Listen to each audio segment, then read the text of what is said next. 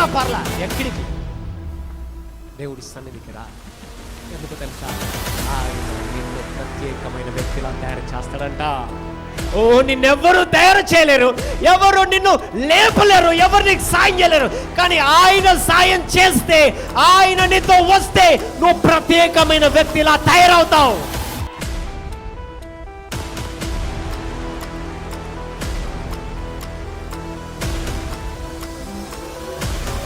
అందరికీ praise lord. నా పేరు సాత్విక. నేను చింతల నుంచి వచ్చి ఉన్నాను. 1 ఇయర్ బ్యాక్ నుంచి నాకు బ్యాక్ పెయిన్ ఉండే. మేము సఫర్డ్ ఫ్రమ్ బ్యాక్ పెయిన్ చాలా సివియర్గా లేస్తూ ఉంది. మమ్మీ వాళ్ళు ఇట్లా అన్నారు కదా, వీక్నెస్ వల్ల కావచ్చు అనేసి అన్నారు. నేను మైగ్రేన్ ట్యాబ్లెట్స్ అప్పటికి వాడుతూ ఉన్నాను. డాక్టర్కి చెప్తే 3 months దాకా నాకు ట్యాబ్లెట్స్ ఇచ్చారు, కానీ అది ఇంకా తగ్గట్లేదు. నేను బ్రదర్ గురించి తెలుసుకొని బ్రదర్కి ఇట్లా ఇక్కడికి రావడం జరిగింది. హాస్పిటల్కి వెళ్ళినప్పుడు స్కైనింగ్ ఇట్లా తీయించారు, ఎంఆర్ఐ స్కైనింగ్ అవన్నీ తీయించినప్పుడు బ్యాక్ బోన్ స్పైనల్ కార్డ్ కింద జరిగింది అని చెప్పారు. సో ఆపరేషన్ కంపల్సరీ 4 years తర్వాత చేయాల్సిందే, తప్పదు పాపకని ఒక డాక్టర్ చెప్పారు. మేము ఆ డాక్టర్ని కాకుండా వేరే డాక్టర్ని కన్సల్ట్ చేశాము. సో ఆపరేషన్ అవసరం లేదని చెప్పారు, పట్టీ ఇచ్చారు. ఫస్ట్ టైం నేను ఇక్కడికి వచ్చినప్పుడు పట్టీతోటే పెట్టుకొనే వచ్చాను. ఎంత పెయిన్ అంటే కూర్చోలేకపోయేదాన్ని, పండుకోలేకపోయేదాన్ని. బ్రదర్కి వచ్చి కలిసాక బ్రదర్ చెప్పారు, నువ్వు సిస్టర్ మీరు పండుకోవడానికి ఇబ్బంది పడుతూ ఉన్నారు, ఇట్లా స్ట్రేట్గా పండుకుంటే మీకు బ్యాక్లో పెయిన్ వస్తుందని చెప్పారు. ఎస్ బ్రదర్ నాకు వస్తుందని చెప్పాను. బ్రదర్ ఒకటే చెప్పారు, నువ్వు అద్భుతం చేయి దేవా అని ప్రార్థించు సిస్టర్, దేవుడు ఖచ్చితంగా నీ జీవితం అద్భుతం చేస్తారు, దేవుని ఖచ్చితంగా హీల్ చేస్తారని బ్రదర్ నాకు చెప్పి ఉన్నారు. నేను ఫస్ట్ టైం బ్యాక్ పట్టీ పెట్టుకొని వచ్చాను, కానీ నెక్స్ట్ టైం వచ్చినప్పుడు నేను పట్టీ లేకుండా వచ్చాను. ప్రేయర్ చేయడము, బ్రదర్ ప్రేయర్ చేయడము, ప్రార్థన చేయడము, అద్భుతం చేయమని చెప్పడం, అలా ప్రేయర్ చేశాక నేను పట్టీ లేకుండా ఫుల్ డే కాలేజ్లో కూర్చొని ఉన్నాను 1 month. ఇప్పుడు నడుము నొప్పి లేదు, పట్టీ లేదు, ఏదీ లేదు. By God grace I'm well and I'm good. Thank you Jesus. అందుకే సమస్యలో ఉన్నప్పుడు ఎలా ప్రార్థన చేయాలో, ఈ వచనం ప్రకారం ఎలా ప్రార్థన చేయాలో తెలియదంట. అయితే ఎవరు మన కొరకు ప్రార్థన చేస్తారంట? ఉచ్చరింప శోక్యము కాని మూలుగులతో ఆత్మ తానే మన పక్షముగా విజ్ఞాపనము చేయుచున్నాడు. మన లోపల ఆత్మ అంట. ఎప్పుడైతే మనం సమస్యలో ఉన్నామో, ప్రార్థన రావట్లేదో, కష్టముగా ఉందో, పరిస్థితులు మారట్లేదు, ఆ ఆత్మ మన కొరకు ప్రార్థన చేస్తాడు. ప్రభువా, ఇదిగో వీడి సమస్యలో ఉన్నాడు, ప్రార్థన రావట్లేదు, కృంగిపోతున్నాడు, అలసిపోతున్నాడు, ఉపవాసం ఉండలేకపోతున్నారు, విశ్వాసం ఉంచలేకపోతున్నారు, విశ్వాసముగా నడవలేకపోతున్నాడు, ఈ బలహీనతని మీదనే దృష్టి ఉంది అని ఎవరు ప్రార్థన చేస్తారంట? పరిశుద్ధాత్మ మన కొరకు ప్రార్థన చేస్తాంట, సహాయం చేస్తాంట. గొప్ప సహాయం ఏంటో తెలుసా? మన కొరకు పరిశుద్ధాత్మ చేసే సహాయం, మన కొరకు విజ్ఞాపన చేస్తాంట, మన కొరకు ప్రార్థన చేస్తాంట. దేవుడు ఊరుకుంటాడా? తప్పకుండా జవాబును పంపుతాడు ఆయన. ఆమేన్, హల్లెలూయా, ఆమేన్. 2 రాజుల గ్రంథం 6వ అధ్యాయము 8వ వచనం నుండి చదువుతాం. సిరియా రాజు గమనించండి, ఇశ్రాయేలుతో యుద్ధము చేయవలనని కోరి తన సేవకులతో ఆలోచన చేసి ఫలాని స్థలమందు మన దండుపేట ఉంచుదామని చెప్పాను. ఏం చేశాడంట? ఆ రాజు యుద్ధం చేద్దామని చెప్పి పలానా స్థలమందు మనం దండు అంతా అక్కడికి వెళ్దాము, అక్కడ మన దండు వాళ్ళందరినీ అక్కడ ఉంచండి అని చెప్పాడంట.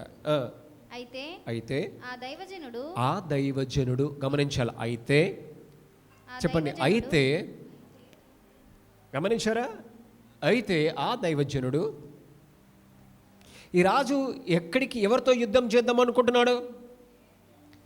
ఇజ్రాయేలు రాజు, సిరియా రాజు ఇజ్రాయేలుతో యుద్ధము చేయవలనని కోరి తన సేవకులతో ఆలోచన చేసి ఫలాని స్థలం ఆయన అనుకున్నాడు, ఇదిగో మనం యుద్ధం చేద్దాం, ఇజ్రాయేలుతో అందరిని పిలిచి మనం వెళ్దాం, ఇజ్రాయేలుతో యుద్ధం చేద్దామని అందరినీ పిలిచి మాట్లాడి చెప్పి ఫలానా స్థలమందు మేము మనం క్యాంప్ వేద్దాం, ఫలానా స్థలములో మీరు ఉండండి అని ప్లాన్ వేసుకొని వెళ్ళాడు. అయితే ఆ దైవజనుడు ఇశ్రాయేలు రాజునకు వర్తమానము పంపి, ఇజ్రాయెల్ రాజు ఆ దైవజనుడు ఏం చేశాడంట? ఇజ్రాయెల్ రాజుకు వర్తమానం పంపాడంట. ఇదిగో రాజా,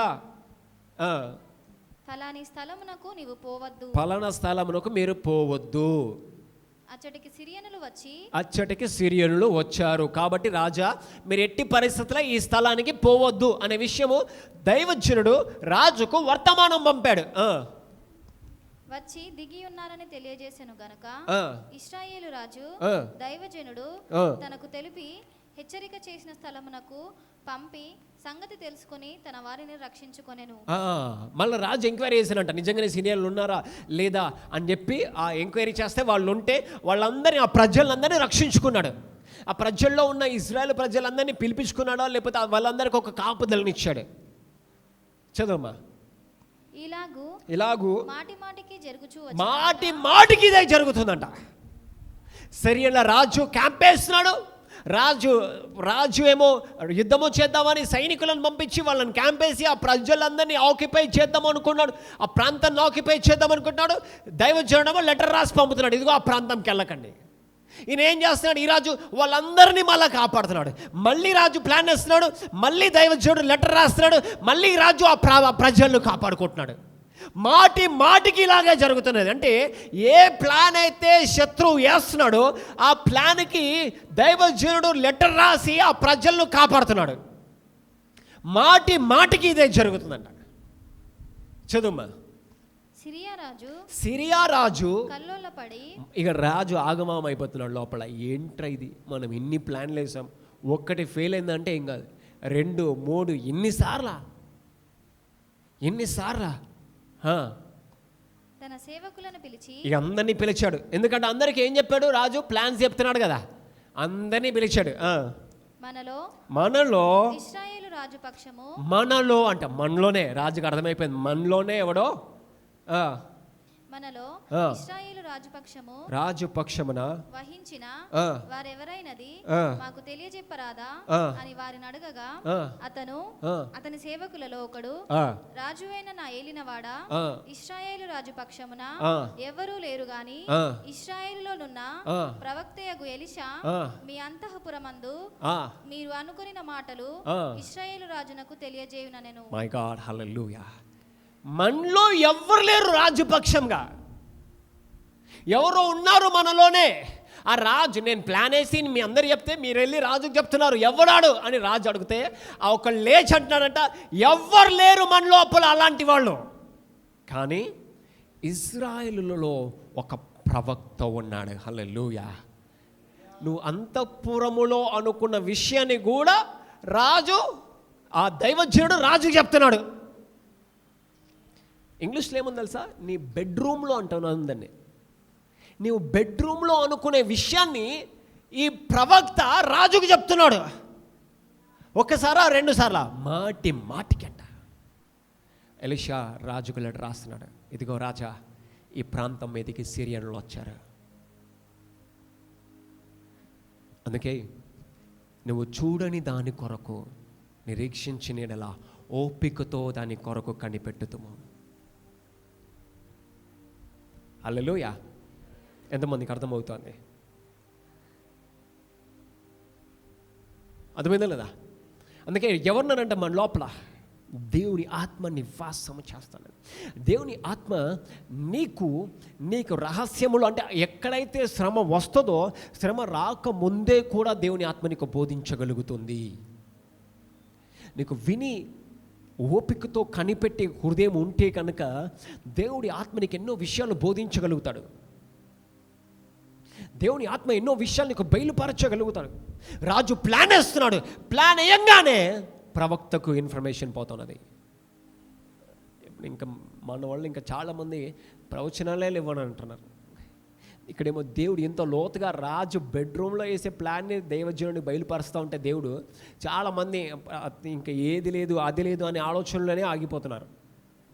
అతని సేవకులలో ఒకడు, రాజు అయిన నా ఏలినవాడా, ఇశ్రాయేలు రాజు పక్షమున ఎవరు లేరు, అందరం నీ మనుషులమే, కానీ ఒక దైవజనుడు ఉన్నాడు. అస్వాయన కొన్నిసార్లు అంట మనకి, నేను ఎప్పుడు చెప్తాను, దైవజనుడితో సహవాసము కావాలి. నాకు చాలామంది ఫ్రెండ్స్ లేరు, కానీ నాకున్న ఫ్రెండ్స్ అందరూ దైవజనులే. నీకు చాలామంది ఫ్రెండ్స్ ఉండొచ్చు, కానీ ఎవ్వరు నీకేం జరుగుతుందో చెప్పేవాళ్ళు ఒక్కరేనో ఉండాలి. ఒకరోజు నేను ఒక సహోదరికి కాల్ చేశాను, అమ్మ మీ సిస్టర్ బాగాలేదు. వాళ్ళ సిస్టర్తో నాకు ఫెలోషిప్ లేదు, ఎప్పుడు తక్కువ. కానీ ఆ సహోదరి ఎప్పుడు ప్రార్థన చేయించుకునేది. ఒకరోజు ప్రార్థన చేస్తుంటే దేవుడు ఇప్పుడు బయలుపరిచాడు, ఇదిగో వీళ్ళ సహోదరికి బాగాలేదు. ఆమె ఆశ్చర్యపోయింది, అన్న మా అక్కకు బాగాలేదనే విషయం మా ఇంట్లో తప్ప ఎవరికి తెలియదు. అది కూడా వారం నుంచి ఆమె బాధపడతా ఉన్నది. ఒక్క నిమిషం ఆగానే టక్కున వాళ్ళ అక్క కాన్ఫిడెన్స్ పెట్టింది, అమ్మ నువ్వు ఇలా బాధపడుతున్నావు, దేవుడు నేను స్వస్థపరుస్తాడు. 15 రోజుల నుంచి అన్ని ట్యాబ్లెట్స్ వేస్తూ ఉన్నది, అక్కడికి అన్ని మెడిసిన్ వాడుతూ ఉన్నది. వారం తర్వాత ఈ సిస్టర్ చెప్పింది, ఈ సిస్టర్ చెప్పి కూడా వారం అవుతున్నది. వెళ్ళి దేవుడు నాకు బయలుపరిచాడు కనుక నేను వెళ్ళి ప్రార్థన చేసి వచ్చాను. 3 డేస్లో ఆమె సెట్ అయిపోయిందండి. మెల్లమెల్లగా ఆమె స్వస్థత పొందింది. దట్స్ వై దేవుడు ఎందుకు మనకి దైవజనులను ఉంచుతాడంటే, ఫ్రెండ్స్గా కావచ్చు, లేదా నీకు కాపరిగా కావచ్చు, లేదా నీకు ఆత్మీయ తండ్రిగా కావచ్చు. ఎందుకు తెలుసా? నీ విషయంలో నీకు బయలుపరుస్తాడట. నువ్వు నాకేం సంబంధం లేదులే అనడానికి వీలేదు. You should have faith in him. Hallelujah. అర్థమైందా లేదా? లేదు నీకు ఇష్టానుసారంగా నువ్వే మాట్లాడుకుంటే నాకు అవసరం లేదంటే దేవుడు అంటాడు నో ప్రాబ్లం.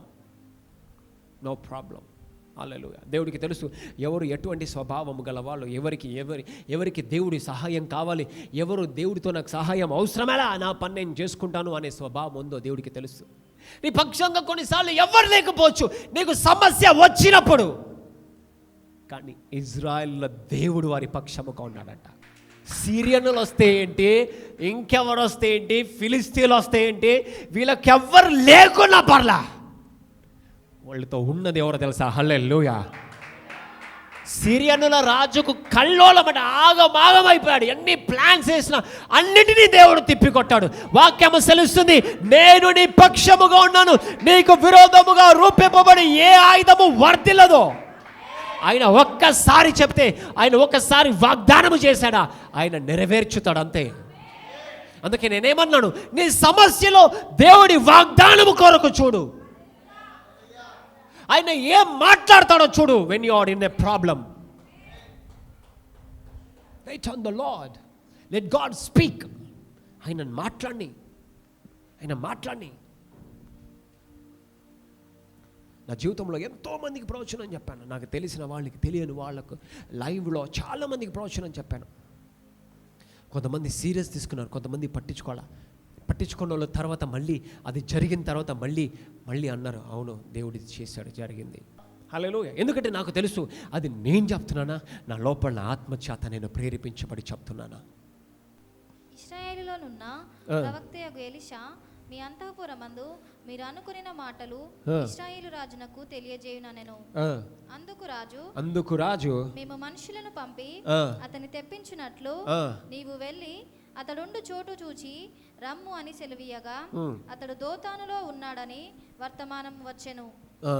ఇట్లా కాదు, ఇంకా దైవజనుడిని పట్టుకుందామని ఆయన ఎక్కడ తెలుసుకున్నారు. కాబట్టి రాజు అచ్చటికి గుర్రములను రథములను గొప్ప సైన్యమును పంపెను. వారు రాత్రివేళ వచ్చి నలుదిశలను పట్టణమును చుట్టుకొనగా దైవజనుడైన అతని పనివాడు పెందలకడ లేచి బయటకు వచ్చినప్పుడు గుర్రములను రథములను గల సైన్యము పట్టణమును చుట్టుకొనినుట కనబడెను. My God, గమనించాలా? ఈ దైవజనుడు ఆ రాజు చేసిన తప్పిందో తెలుసా? నువ్వు ఎవరి గురించో ప్లాన్ వేస్తేనే దేవుడు ఆయనకు బయలుపరిచాడు. నువ్వు ఆయన గురించి ప్లాన్ వేస్తే ఎలా ఉంటుంది? ఇంకా అర్థమైందా లేదా? ఎవరి గురించో అంటే ఇజ్రాయెల్ గురించి ప్లాన్ వేస్తే రాజుకు దేవుడు బయలుపరిస్తే రాజు లెటర్ రాశాడు. ఇప్పుడు నువ్వు దైవజనుని దగ్గరికే వచ్చావు డైరెక్ట్, ఎలా ఉంటుంది? ఇంకా దేవుడు ఊరుకుంటాడా? చదవండి. అంతటా అతని పనివాడు అయ్యో నా ఏలినవాడా. పనివాడు లేచి చూశాడంట, పెద్దల కన్నులే లేచి చూశాడు. ఎందుకంటే రాజు ఏం పంపించాడు? ఒక్కడి మీదకి రథములు గుర్రములు అనే సైన్యం పంపించాడంట. అయ్యో నా ఏలినవాడా, మనం ఏమి చేయుదుమని ఆ దైవజనుడితో అనగా అతడు భయపడవద్దు, మన పక్షంనున్నవారు వారి కంటే అధికులై ఉన్నారని చెప్పి. మై గాడ్, హల్లెలూయా. ఇక్కడ మనం చూస్తే ఇజ్రాయేలుల పక్షమున ఎవరునూ లేరు గాని లేరు. అది చదవమ్మా ఒకసారి. ఇశ్రాయేలు 12వ వచనం చూడండి ఒకసారి అందరూ. అతని సేవకులలో ఒకడు రాజువైన నా ఏలినవాడా, ఇశ్రాయేలు రాజు పక్షమున ఎవరునూ లేరు గాని. గమనించారా? ఇజ్రాయేలుల రాజు పక్షాన ఎవ్వరు లేరు. అంటే ఇప్పుడు చూడండి, మనం చూస్తున్నాం, మనం న్యూస్లో చూస్తే ఈ దేశానికి సపోర్ట్ ఉంది, ఈ దేశానికి ఇంత బలం ఉంది, ఈ దేశం సపోర్ట్ ఉంది, ఈ దేశానికి ఆయుధాలు ఈ దేశం సప్లై చేస్తుంది అని చూస్తున్నామా లేదా? మనం టీవీ ఒక 2 సంవత్సరాల నుంచి ఇవే న్యూస్లో ఏ దేశం ఎంత స్ట్రాంగ్ ఉంది, ఏ దేశంకి ఎంత బలం ఉంది, ఏ దేశానికి ఎన్నో ఆయుధాలు ఉన్నాయి, ఏ దేశానికి ఎవరు సపోర్ట్ చేస్తున్నారు, ఈ దేశం మీద బాంబు వేస్తే సపోర్ట్ ఏ దేశం వస్తుంది అని. అవునా కదా? కానీ ఇక్కడ 12వ వచనం చూస్తే ఇజ్రాయేలు రాజు పక్షమున ఎవరునూ లేరు. ఎవరు లేరంట. కాబట్టి ఆ రాజుకు అదే ధైర్యం, మనం వెళ్దాం డైరెక్ట్గా, మనం వెళ్దాం. వారి పక్షంలో ఎవరు లేరు. బ్యాంక్ బ్యాలెన్స్ లేదు, ఇన్ఫ్లుయెన్స్ లేదు, ఆస్తి పరులు లేరు, ఎవరు రారు. నాయగా అర్థమైందా? వాళ్ళు అనుకున్నారంట. అనుకొని కానీ ఇజ్రాయేలులో ఉన్న ప్రవక్తకు ఎలీషా, మీ అంతఃపురమునందు మీరు అనుకొనిన మాటలు ఇజ్రాయేలు రాజులకు తెలియచేశాను. మీ అంతఃపురములు అంటే నీ ఇంగ్లీష్లో నీ బెడ్రూమ్లో నువ్వు అనుకునే మాటలు, మై గాడ్, ఆ రాజుకు తెలియచేస్తున్నాడు ప్రవక్త. కాబట్టి ఈయన అనుకున్నాడు ఈ ప్రవక్త దగ్గరికి వెళ్దామని. ప్రవక్త ఏమంటున్నాడు తెలుసా? ప్రవక్త ఏమంటున్నాడు తెలుసా? ఇక్కడ చూడండి 17వ వచనంలో, అతడు భయపడవద్దు, మన పక్షమున ఉన్నవారు వారికంటే అధికులంట. అంటే వీరు 100 మంది ఉంటే దైవజనుడు అంటాడు మన పక్షాన 200 మంది ఉన్నారని. హల్లెలూయా. అర్థమైందా? వాళ్ళు 100 రథాలతో వస్తే దైవజనుడు అంటాడు మన పక్షముగా ఇంకా 400 రథాలు ఉన్నాయని అంటున్నాడు. My God, have faith to speak. విశ్వాసముతో మాట్లాడడానికి ప్రయత్నం చేయి. చదువు. యెహోవా చూచునట్లు 16వ వచనం, అతడు భయపడవద్దు, మన పక్షముగా ఉన్నవారు వారికంటే అధికులై ఉన్నారని చెప్పి యెహోవా వీడు చూచునట్లు. ప్రభువా అంటే దైవజనుడు అది చూస్తున్నాడు. దైవజనుడు ప్రార్థన చేస్తున్నాడు, ప్రభువా వీడు చూచున్నట్లు. అంటే వీడు చూడలే కాబట్టి అవిశ్వాసం, చూడలే కాబట్టి అనుభవం లేదు, చూడలే కాబట్టి ఆ మాట ఎలా ఉంది? విశ్వాసముతో లేదు. అవిశ్వాసపు మాటలు, అవిశ్వాసపు ఆలోచనలు, అవిశ్వాసపు చేష్టలన్నీ. యెహోవా వీడు చూచినట్లు దయచేసి వీని కండ్లను తెరువమని ఎలీషా ప్రార్థన చేయగా ఆ పనివాని కళ్ళను తెరువచేసెను. గనుక వాడు ఎలీషా చుట్టూను పర్వతము, అగ్ని, గుర్రముల చేత, రథముల చేతను నిండి ఉండుట చూచెను. మై గాడ్, హల్లెలూయా, హల్లెలూయా. వాడు పెందల గడల లేచిన తర్వాత చూసింది ఒకటి, దేవుడు కళ్ళు తెరిచిన తర్వాత మళ్ళీ చూస్తున్నాడు అది ఇంకొకటి. హల్లెలూయా, హల్లెలూయా. అర్థమైందా? అందుకే దేవుడు అంటున్నాడు, నువ్వు చూడని దాని కొరకు నిరీక్షించినలా ఓపికతో కనిపెట్టు. ఓపికతో కనిపెట్టు. ఓపికతో కనిపెట్టు. హల్లెలూయా. నేను ఒకరికి జాబ్ రావాలని ప్రార్థన చేశాను. ఇంటర్వ్యూ అయింది లాస్ట్ 1 month బ్యాక్. ఇంటర్వ్యూ అయింది. లాస్ట్ రౌండ్ ఇంటర్వ్యూ అప్పుడు వాళ్ళు ఇంటర్వ్యూ క్యాన్సిల్ చేశారంట. ఇంటర్వ్యూ క్యాన్సిల్ చేశారు. 3rd రౌండ్ ఇంటర్వ్యూ క్యాన్సిల్ అయిందంట. క్యాన్సిల్ అయితే నేను అన్నాను, నీ 3rd రౌండ్ ఇంటర్వ్యూ అయ్యేదాకా ఆయనకు నిద్ర పట్టదు అని చెప్పాను. వాళ్ళ ఆఫీస్ కన్సల్టెన్సీ వాళ్ళు అన్నారంట, నీ ఇంటర్వ్యూ క్యాన్సిల్ అయింది, ఆ జాబ్ మీద ఆశ పెట్టుకోకన్నారంట ఆ కన్సల్టెన్సీ వాళ్ళు. నేను అన్నాను, నీకు 3rd రౌండ్ ఇంటర్వ్యూ చేసేదాకా వాడికి నిద్ర పట్టదని చెప్పాను. వారం తర్వాత వాళ్ళు మెయిల్ పెట్టారంట, ఎవరైతే క్యాన్సిల్ చేశారో వాళ్ళే మెయిల్ పెట్టారంట, నీకు ఇంటర్వ్యూ ఉంది రెడీగా ఉండని. ఆ కంపెనీ వాళ్ళు షాక్ అయ్యారంట, ఎట్లా కాల్ చేశారు నీకు? తమ దేవుని ఎరుగువారు బలము కలిగి ఉంటారు. హల్లెలూయా. వాళ్ళు గొప్ప కార్యాలు చేస్తారు. కొంతమంది అనుకుంటారు వీడికి పిచ్చి కావచ్చు లేదా ఇంకేదో అనుకుంటారు. No, we have faith in God. Elisha ఏమని ప్రార్థన చేశాడో తెలుసా?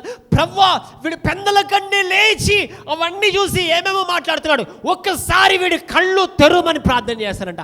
కళ్ళు తెరిస్తే ఎలీషా చుట్టూ అనుందండి. ఎలీషా చుట్టూ పర్వతం ఉందంట. గమనించారా? పర్వతము అనే పదం ఉందండి. ఇప్పుడు చెప్తున్నాను, గమనించండి. మొన్న ఒక దేశం మీదకి యుద్ధం పోయింది. యుద్ధం పోతే ఆ దేశం ఎలా ఉందో తెలుసా? దాని సరిహద్దులు, ఆ దేశము లోపలికి పోవాలంటే దేశము చుట్టూ పర్వతాలు ఉన్నాయంట. కాబట్టి దేశము లోనికి పోయే మార్గము లేదు. పోవాలంటే ఫ్లైట్లో, ప్లేన్లో, జెట్లో తప్ప ఆ దేశము లోనికి ఇంకా ఆ దేశం రావాలంటే వేరే దేశం సహాయం తీసుకోవాలా. ఆ దేశము చుట్టూ పర్వతాలు ఉన్నాయంట. అది ఎక్కడొచ్చింది? న్యూస్లో వచ్చింది. మై గాడ్, ఇప్పుడు ఏముందో తెలుసా? ఎలీషా చుట్టూ పర్వతం ఉందంట. దాని అర్థం ఏంటో తెలుసా? వీళ్ళు ఆ పర్వతం ఎక్కి రాలేరు అని అర్థం. బైబిల్లో ఒక మాట ఉంది, ఆయన పర్వతము వలె మనకు కాపలగా ఉంటాడు.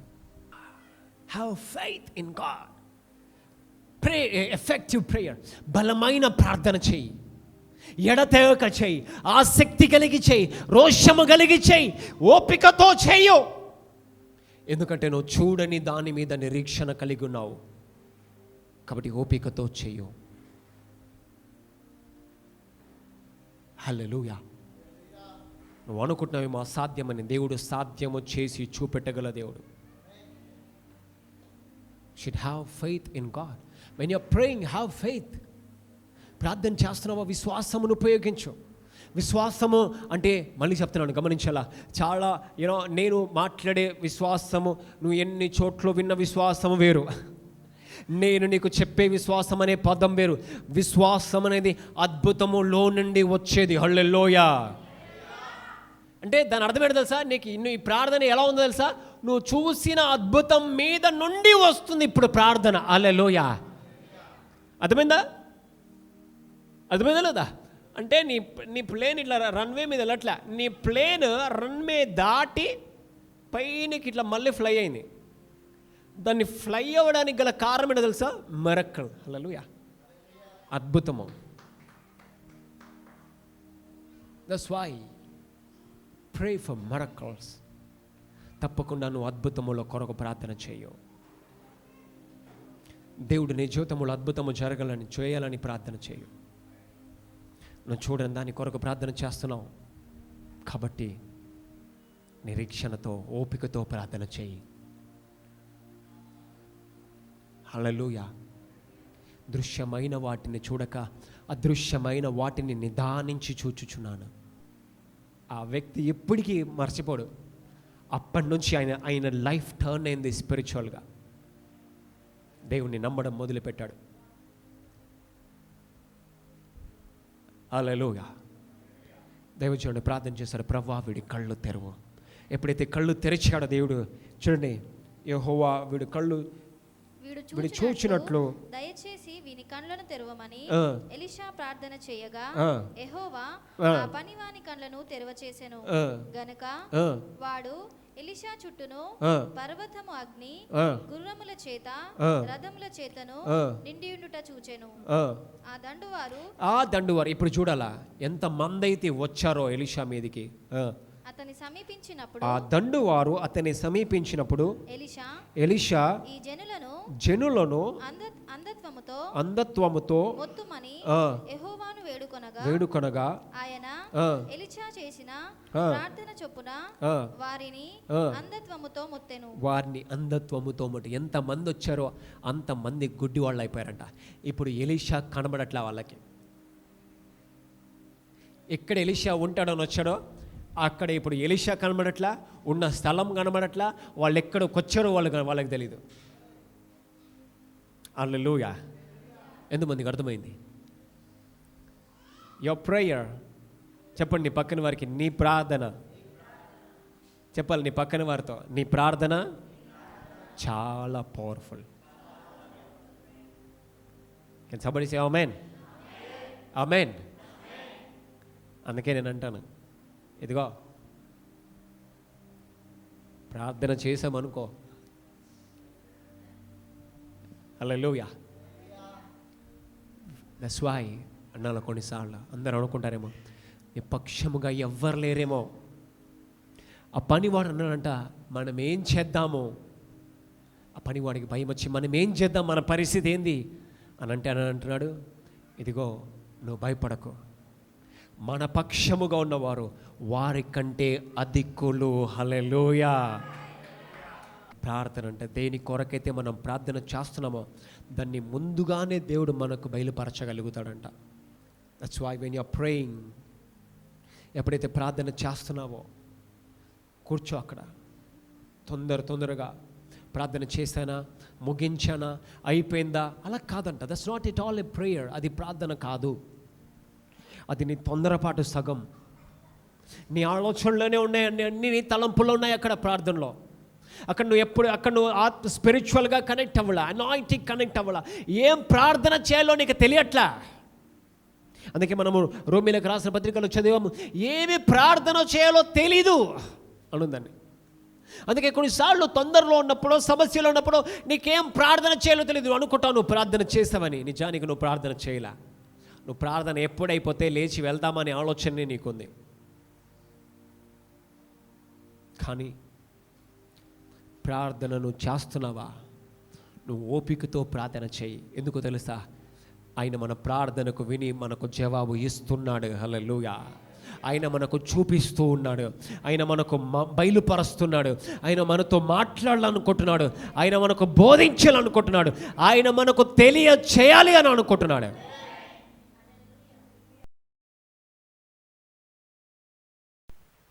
పరిశుద్ధుడా, సర్వశక్తిమంతుడా, జీవం గల నా తండ్రి, నీకు వందనాలు తెలియజేస్తున్నాం ప్రభువా. నీ నామమున ప్రార్థిస్తున్నానయ్యా. అయ్యా, బలహీనులను బలపరచువాడో ప్రభువా. అయ్యా, కృంగిన వారిని నువ్వు లేవనెత్తువాడో.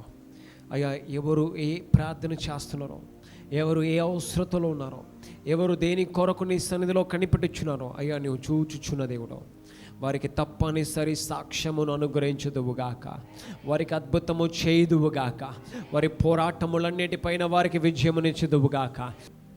అయ్యా స్తోత్రం తండ్రి. ఎముకలను, మాంసమును, కండ నరములను సరిచేయి, ప్రతి అవయమును, ప్రతి భాగమును సరిచేయి, కుటుంబ పరిస్థితులను సరిచేయి, వ్యక్తిగత పరిస్థితులను సరిచేయి ప్రభా. జయించడి శక్తితో నింపుమని ప్రార్థిస్తున్నాను, జయించడి శక్తితో నింపుమని ప్రార్థిస్తున్నానయ్యా. Oh father, in the mighty name of Jesus lord. దయగల దేవానికి వందనాలు తండ్రి, సర్వశక్తిమంతుడానికి వందనాలు. నీ కృప చూపు ప్రభా, నీ కనికరము చూపయ్యా. నీవు మాట్లాడమని ప్రార్థిస్తున్నానయ్యా. ప్రతి కన్నీటిని తొలగించి ఆనందముతో నింపుదువుగాక. నీవు మార్గము లేని చోట మార్గము తెరిచేవాడవు తండ్రి. మార్గములను సృష్టించు ప్రభా. నీ కృపను అధికము చేసి మీరే మహిమ, ఘనత, ప్రభావములు పొందుకొనుమని జీవము కలిగిన యేసు క్రీస్తు నామమున మా ప్రార్థన అడిగి వేడుకొని పొంది ఉన్నామని నమ్ముచున్నాము తండ్రి. ఆమేన్, ఆమేన్, ఆమేన్. God bless you.